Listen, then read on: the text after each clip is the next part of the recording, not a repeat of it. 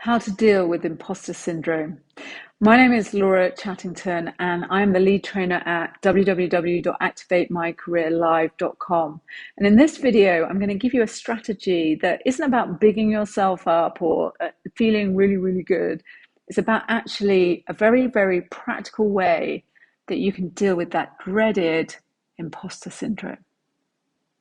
And the thing is about imposter syndrome is it really makes the difference between what is success when you're successful and if you fail. And if you don't deal with it, then you are going to be resistant to everything that you're trying to do.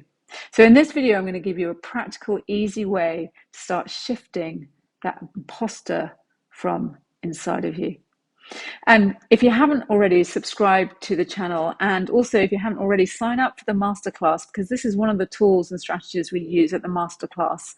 There should be a link in the description under this video. The masterclass is all about people who feel like their careers are plateauing or not progressing fast enough, and they want to elevate themselves in the workplace and really fast track their careers and get to that next title upgrade. And one of the challenges that everyone faces is imposter syndrome. So in this video, we're going to talk about how you can practically shift that imposter from inside of you. Now, I want to tell you a quick story. I sat at my parents' house after being made redundant just before Christmas. And whilst everyone around me was celebrating, I actually felt quite desperate. Why had I been made redundant? I was responsible for the company's flagship project, but the senior team had chosen my colleague James over me, and I couldn't understand why. But as I was walking around my parents' garden that day, it dawned on me what James was doing at work that I wasn't. James spent a proportion of his working week speaking to the senior team, having coffee with our boss, dropping into their offices, going to lunch, participating in learning sessions, drinks after work with the directors, even having fun with them. And there was a reason that James spent all that extra time with the senior team: to be seen. The senior managers weren't seeing my hard work because they weren't seeing me at all. They were seeing James. James is being strategic about how he is being seen in the company. That triggered my thinking. He wasn't smarter than me. He wasn't better than me. He didn't have more knowledge than me. He wasn't more experienced than me. He wasn't born with something I wasn't born with. James simply followed a system, took specific actions, did his job a different way so that he was seen by the people that mattered. And whilst James was being seen, what was I doing? I was working really hard, working harder, getting more technical qualifications, getting certifications, being more proficient, working on bigger projects, delivering on my job. Because I convinced myself that working hard and gaining those technical qualifications would give me the confidence I needed in my career. But deep down, I knew I was covering something up, hiding something from myself, that constant pang of anxiety present in my stomach. Something at a deep level, something stopping me in my tracks, something that compounded over time, something holding me back. And that something was the imposter deep down inside of me, repeatedly telling me, I'm not good enough. I'm not good enough.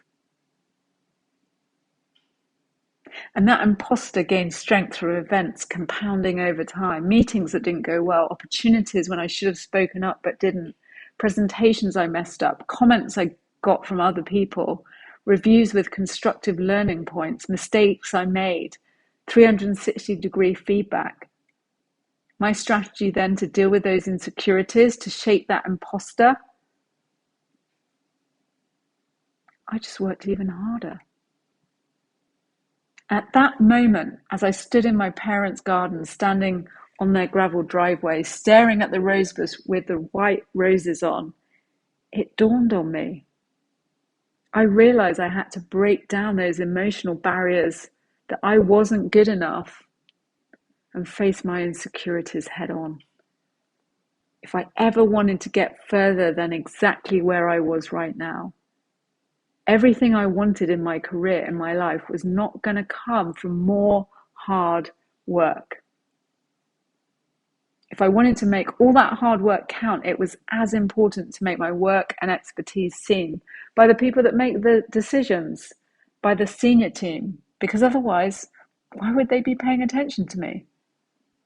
If I wanted to make all that hard work count and perform at the level I knew I could, I had to find a way to ditch that imposter syndrome in my head and get past the insecurities holding me back. If I wanted to make all that hard work count, I had to find a way to feel confident and good about myself at a deep level. Because taking the right action depends so much on how you feel about yourself. Without core confidence, you're never going to get there.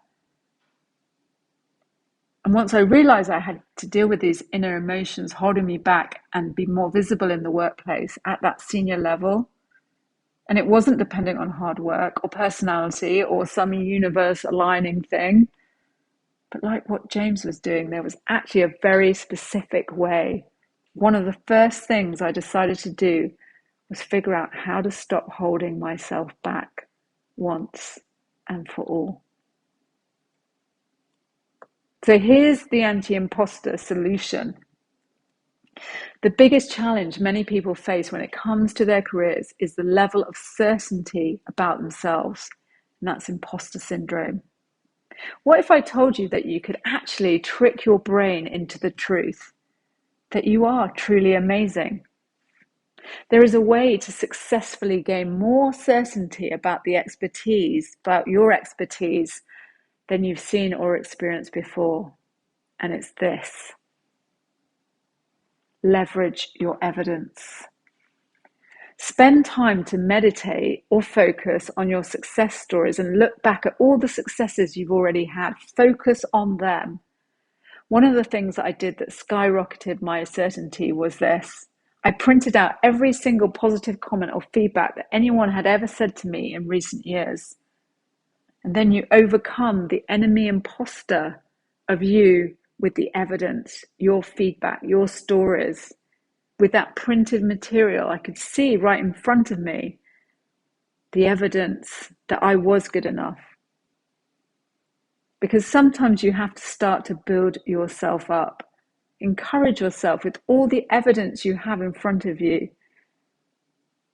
It's so powerful when you stop focusing on the mistakes you were making, projects that didn't go well, someone making a negative comment. And you transition to focus on the 1, the 2, the 10, the 20 projects that you got positive feedback, you and your team delivered, you built your reputation at work, did what you said, and you got results. And when you focus on those things, you really become unstoppable. And you can do whatever you set your mind to. And if you really got this strategy and you want more tools to deal with imposter syndrome and take your career to the next level, because maybe you're feeling frustrated or your career's plateauing or you're not progressing fast enough, then join me at the masterclass at www.activatemycareerlive.com. That's www.activatemycareerlive.com, and I really look forward to seeing you there. And if you haven't already, subscribe on the channel, and there should be another video coming up right now. So click on that video, check it out. It's all about really being able to communicate and fast track your career. So I look forward to seeing you at the masterclass and see you and talk to you really soon.